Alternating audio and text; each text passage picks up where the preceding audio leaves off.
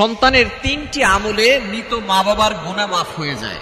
যখন কোনো ব্যক্তি দুনিয়া থেকে বিদায় নেয় তখন তারা চাতক পাখির মতো তাকিয়ে থাকে কখন তার জন্য একটু দোয়া করা হবে।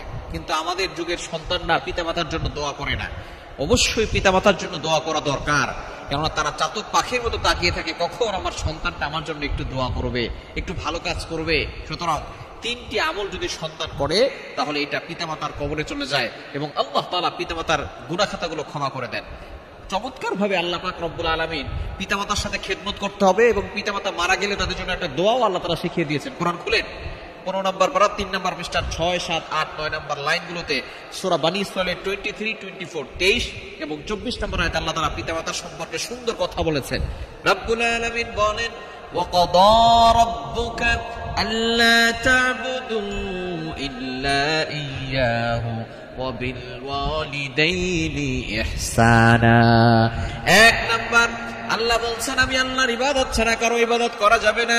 এরপরে বলেছেন ওয়া বিল ওয়ালিদাইনি ইহসানা, গুড বিহেভিয়ার উইথ প্যারেন্টস, পিতামাতার সাথে ভালো ব্যবহার করতে হবে। পিতামাতার সাথে কখনো খারাপ ব্যবহার করা যাবে না। পিতামাতা মারা গেলেও তাদের জন্য দোয়া করতে হবে।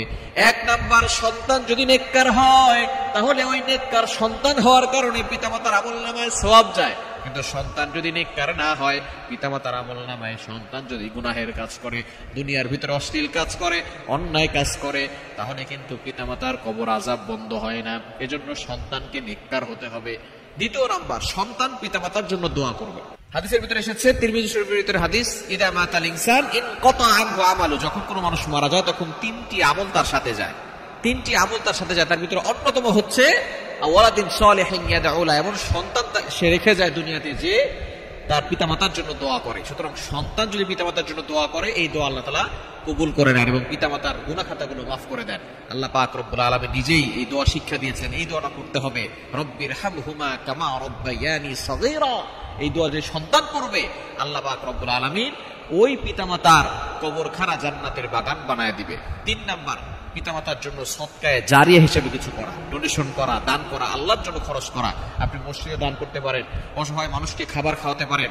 সদকায়ে জারিয়া হিসাবে আপনি কোনো রাস্তার ব্যবস্থা করে দিতে পারেন, যেখানে রাস্তা নেই, মানুষ পায়ে হেঁটে মসজিদে যাবে, অথবা সেখানে আপনি একটা পানির কল বসাতে পারেন যেখানে সারা জীবন মানুষ সেখান থেকে পানি পান করতে পারবে। পথিক যারা আছে তারা সেখান থেকে পানি পান করতে পারবে। অথবা এমন সদকায়ে জারি হিসেবে কিছু কাজ করা, মাদ্রাসা করে দেওয়া, মসজিদ করে দেওয়া, পিতামাতার নামে আপনি যদি সদকায়ে জারি হিসেবে কিছু করেন, এটা যতদিন থাকবে ততদিন পর্যন্ত পিতামাতার আমলনামায় সওয়াব যাবে, তাদের গুনাহ মাফ হবে এবং এই সওয়াবের কারণে আল্লাহ তাআলা তাদের কবরখানা জান্নাতের বাগান বানায় দিবেন।